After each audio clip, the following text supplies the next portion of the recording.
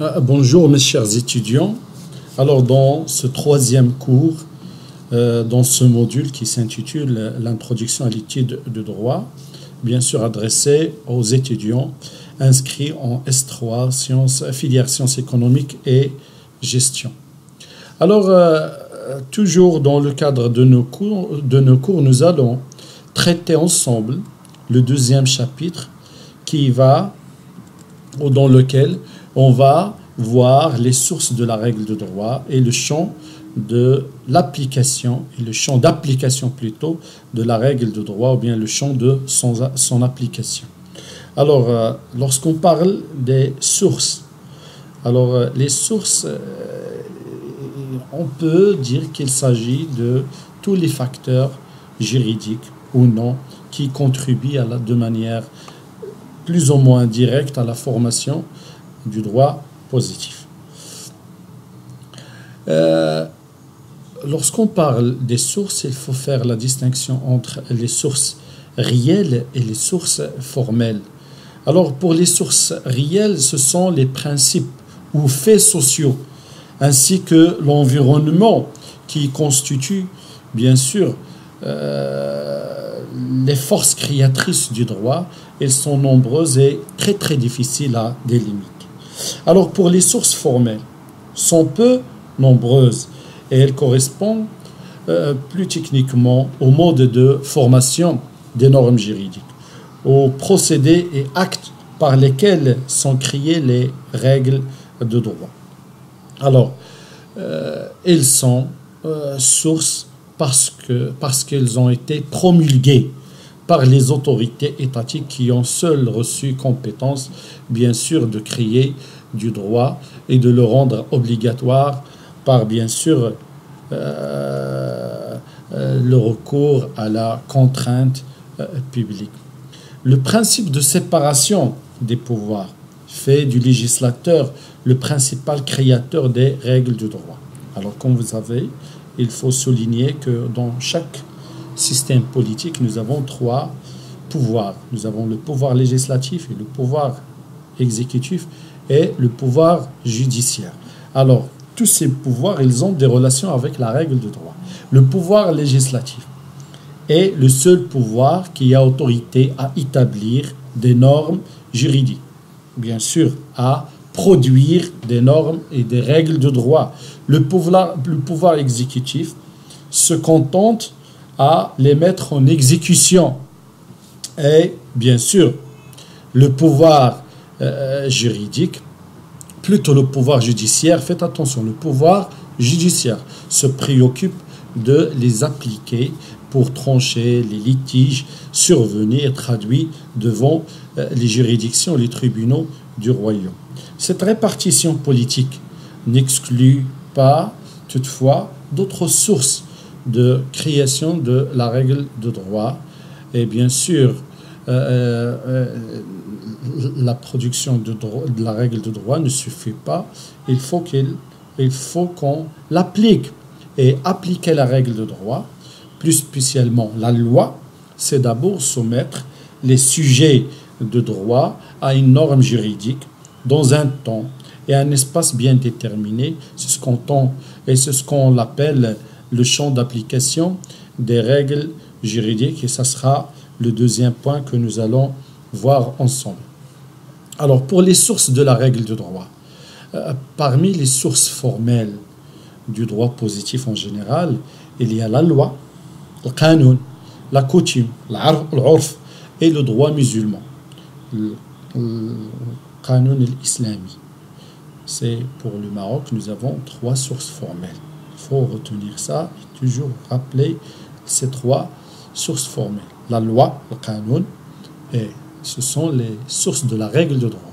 Et la coutume, l'urf et le droit musulman sont directement et sans contestation, bien sûr, sources de normes, alors que la jurisprudence et la doctrine, ce sont aussi des sources, mais de manière plus indirecte ou contestée. Les trois premières sources sont des sources formelles, et nous avons, bien sûr, la jurisprudence et la doctrine qui sont aussi des sources, mais d'une manière plus indirecte ou contestée si on veut accepter ce terme. Mais chacune, bien sûr, de ces sources participe à la création du droit dans la mesure de son originalité, bien sûr. Les premières sources énoncent la règle de droit. Les secondes l'interprètent, bien sûr. La loi et la coutume, le droit musulman, ne produit des règles de droit. La jurisprudence et la doctrine l'interprètent et l'influencent. Alors, les sources formelles, il s'agit de la loi, la coutume et, bien sûr, les préceptes et les enseignements du droit musulman. Alors, la loi, le terme loi, le qanoun, a deux sens, un sens large. Il désigne, selon ce sens, l'ensemble des règles générales, édictées bien sûr par un organe étatique compétent. Il englobe alors tous les textes formulés aussi bien par le pouvoir législatif que par le pouvoir réglementaire. Et selon le sens strict, la loi est l'acte qui émane du pouvoir législatif, conformément aux règles établies par la Constitution. C'est l'acte de nous faire produire des règles selon la procédure qui est mentionnée et bien déterminée dans la Constitution. Alors, l'élaboration de la loi. Alors, les organes qui ont autorité pour édicter et pour produire des règles de droit ou consacrer des solutions juridiques sont fort divers et hiérarchisés. Alors cette hiérarchie des règles présente une grande importance car, bien sûr, un texte d'une catégorie inférieure est généralement subordonné au texte d'une catégorie supérieure et ne peut y déroger.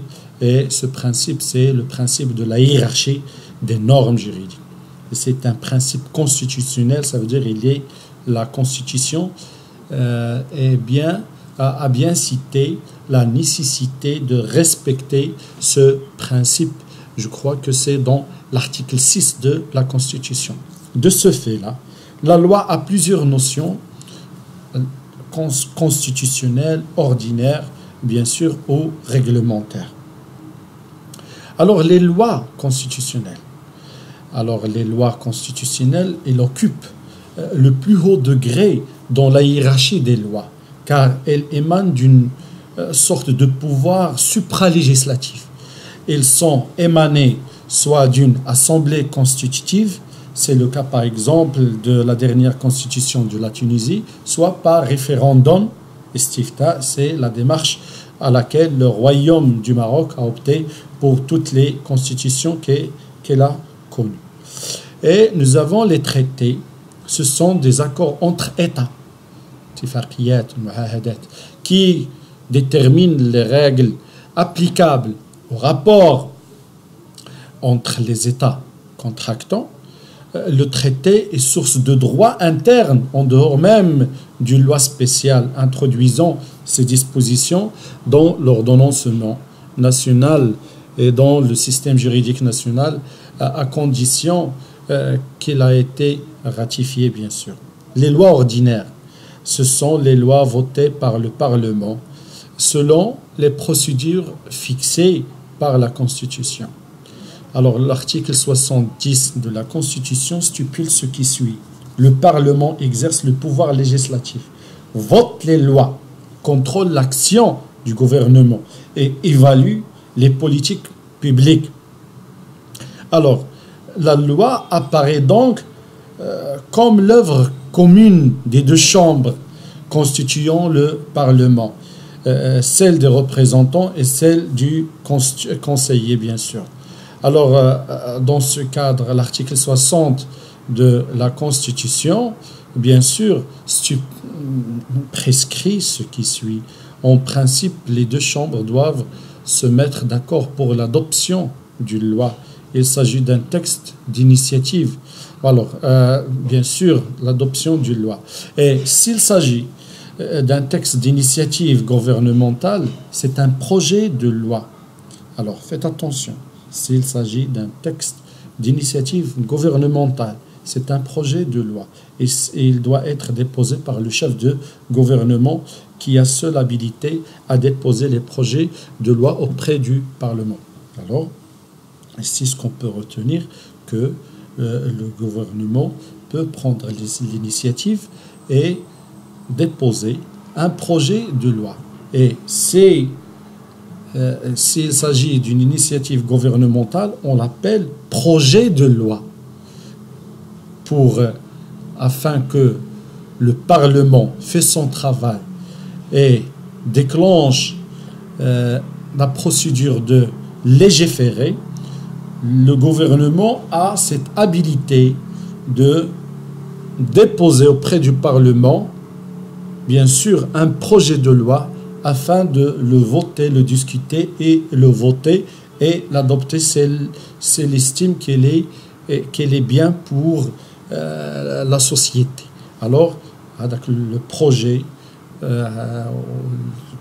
bien sûr, déposé par le gouvernement, on l'appelle projet de loi. En revanche, s'il s'agit d'un texte d'initiative parlementaire, les groupes parlementaires, ils ont le droit de déposer et de proposer des lois au Parlement afin de déclencher la procédure de, bien sûr, la procédure de la production des textes de loi et de légiférer. Alors, s'il s'agit d'un texte d'initiative parlementaire, c'est une proposition de loi. Alors, s'il est déposé par le gouvernement, c'est un projet de loi. S'il est déposé par un parlementaire ou bien un groupe de parlementaires, c'est une proposition de loi émanant d'un ou plusieurs parlementaires. Tous les membres des deux chambres sont habilités et sont habiles à prendre l'initiative de proposer des lois, et ils ont l'habilité, bien sûr, à prendre l'initiative de proposer des lois parce qu'elle fait partie de leur mission et elle représente l'ensemble du peuple marocain, et au nom du peuple, ils peuvent proposer des lois, et comme ça, on les appelle les propositions. C'est cette initiative, une proposition de loi. Alors, il y a quelque chose de très important dans la Constitution, ce qu'on appelle le domaine de la loi. Majal ou nitaq al-qanoun. Alors, l'article 71 de la Constitution détermine, bien sûr, sous une forme énumérative et apparemment limitative, le domaine d'intervention de la loi. Lorsqu'on parle du domaine de la loi, c'est les domaines que, bien sûr, le Parlement a seule habilité à, bien sûr, à réglementer à travers des lois. Et ces lois doivent respecter la procédure citée dans la Constitution, la procédure de l'élaboration des lois. Alors, la loi fixe les règles concernant un certain nombre de matières, telles les libertés publiques, l'État et la capacité des personnes, la procédure pénale, la détermination des crimes et délits et leurs sanctions, les impôts, bien sûr les régimes électoraux, bien sûr la nationalisation et les garanties fondamentales accordées aux fonctionnaires, l'enseignement, la propriété. Tous ces matières, elles composent ce qu'on peut appeler le domaine de la loi, là où il ne faut que ou bien le Parlement dispose d'un pouvoir et qui a lui seul habilité à, bien sûr, réglementer ces domaines ou bien ces matières, parce qu'elles représentent le domaine, ce sont des composantes du domaine de la loi, bien sûr. Mais la question qui se pose, est-ce que le gouvernement peut, bien sûr, exercer le pouvoir législatif? La réponse, tout simplement, est oui, mais d'une manière exceptionnelle. Faites attention, le gouvernement peut exercer le pouvoir législatif. Même si le gouvernement a le pouvoir exécutif et il a le rôle de représenter le pouvoir exécutif, mais aussi d'une manière exceptionnelle, il y a ce qu'on peut appeler le gouvernement peut exercer le pouvoir législatif, mais d'une manière exceptionnelle, illimitée, et plus précisément dans deux cas. Alors, le premier cas, quand il y a une loi d'habilitation, on l'appelle loi d'habilitation en arabe, c'est Qanun al-Idn, qui autorise le gouvernement pendant un délai limité en vue d'un objectif déterminé à prendre par décret, bien sûr, des mesures qui sont normalement du domaine de la loi. Tout ça selon l'article 66 de la Constitution.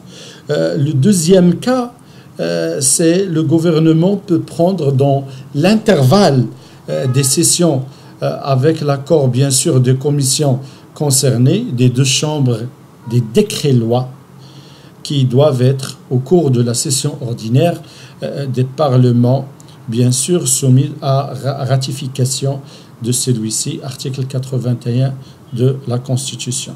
Nous avons aussi les règlements. Toutes les matières autres que celles qui sont du domaine de la loi appartiennent au domaine réglementaire. Les règlements englobent l'ensemble des décisions du pouvoir exécutif. Alors, si le pouvoir législatif est, bien sûr, produire la loi et, bien sûr, trancher et réglementer et régir les matières qui représentent le domaine de la loi, alors les règlements englobent l'ensemble des décisions du pouvoir exécutif et autorité administrative. Alors les règlements, sous toutes leurs formes, par exemple les décrets, les arrêtés, le marasim, le qararat, constituent une source principale de création juridique. Ah, bien sûr, les règlements sont, sous toutes leurs formes, bien sûr, sont classés en bas de l'échelle hiérarchique des textes législatifs car ils doivent être conformes aux lois, bien sûr, supérieures selon ce qu'on peut appeler le principe de la hiérarchie des normes juridiques. Alors, le chef du gouvernement exerce le pouvoir réglementaire et peut déléguer certains de ses pouvoirs au ministre, bien sûr. Alors, les actes réglementaires du chef du gouvernement sont, bien sûr, contresignés par les ministres chargés de leur exécution. Le chef du gouvernement exerce le pouvoir réglementaire et peut déléguer certains de ses pouvoirs au ministre. Les actes réglementaires du chef du gouvernement sont contresignés par les ministres, bien sûr, chargés de leur exécution. C'est très important selon l'article 99 de la Constitution. Il faut aussi, et c'est très important, distinguer entre les règlements et les lois organiques.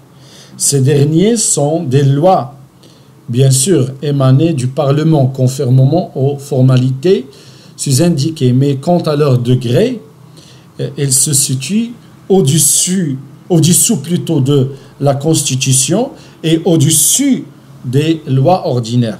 Alors de plus, les lois organiques en général ont un caractère interprétatif, supplétif, bien sûr, de la Constitution. Par exemple, elles déterminent les règles d'organisation et de fonctionnement des institutions constitutionnelles. Les lois organiques, avant leur promulgation, doivent être, bien sûr, soumises à la Cour constitutionnelle qui se prononce sur leur conformité à la Constitution selon l'article 132. Alors, nous allons aussi, parmi les étapes à respecter dans, bien sûr, l'élaboration des lois, nous avons promulgation et publication de la loi. La loi votée par le Parlement ne devient applicable qu'après la réalisation de 3 événements qui sont chronologiquement la promulgation, la publication et l'expiration d'un certain délai. Le roi promulgue la loi par un dahir. Dans les 30 jours qui suivent la transmission au gouvernement de la loi définitivement adoptée, la loi promulguée, bien sûr, ne devient en principe exécutoire que si elle a fait l'objet de publication au bulletin officiel, alors du royaume dans un délai n'excédant pas un mois, courant à compter de la date du dahir de sa promulgation, bien sûr. Alors l'article, tout ça, il est bien précisé dans l'article 50 de la Constitution marocaine. Nous avons une autre étape, c'est la publication. La publication de la loi permet à l'ensemble des citoyens d'avoir l'information de la naissance de cette loi.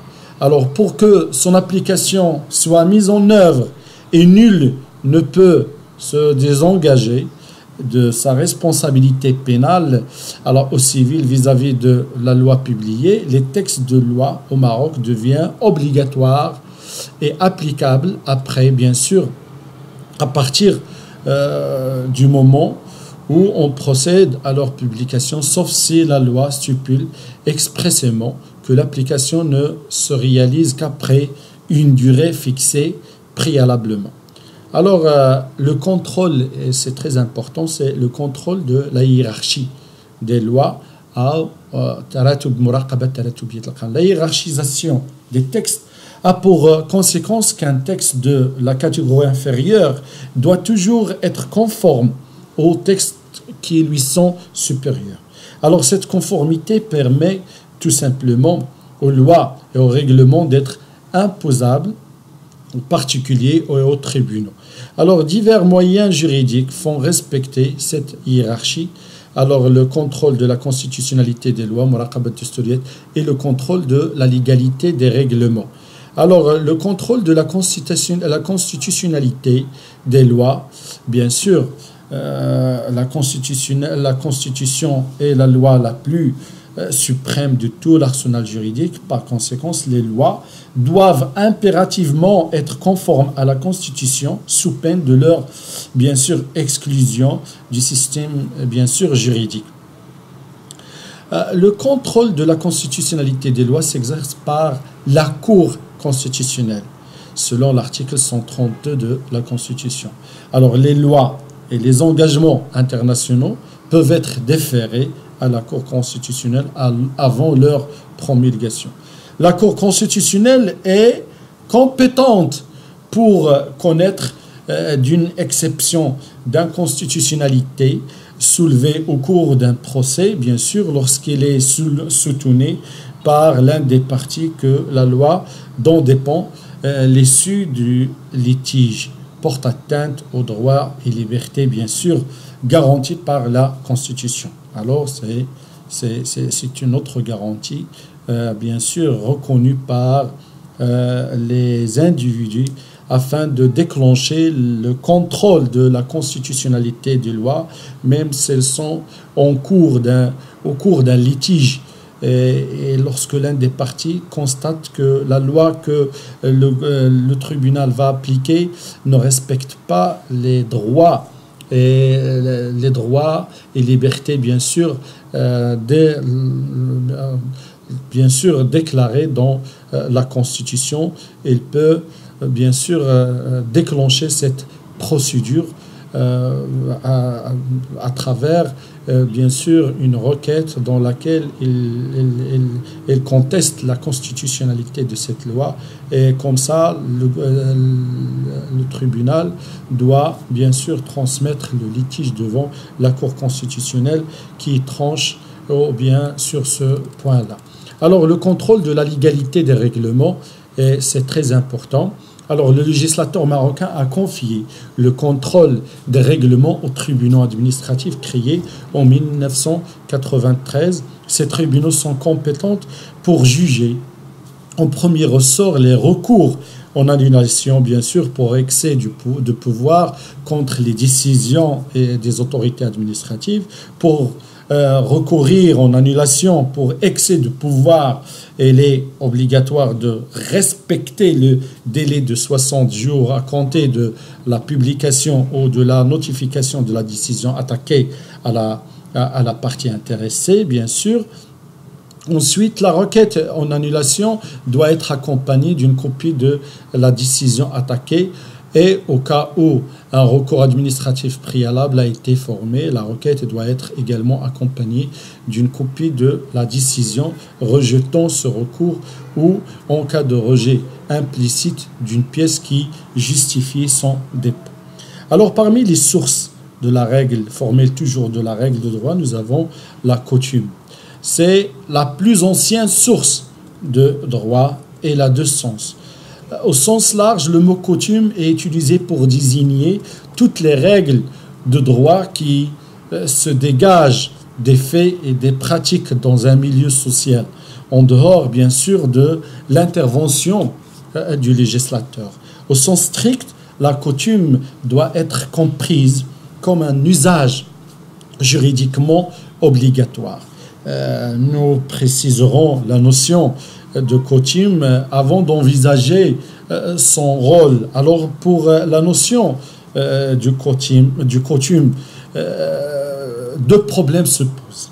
Alors le premier concerne la formation de la coutume.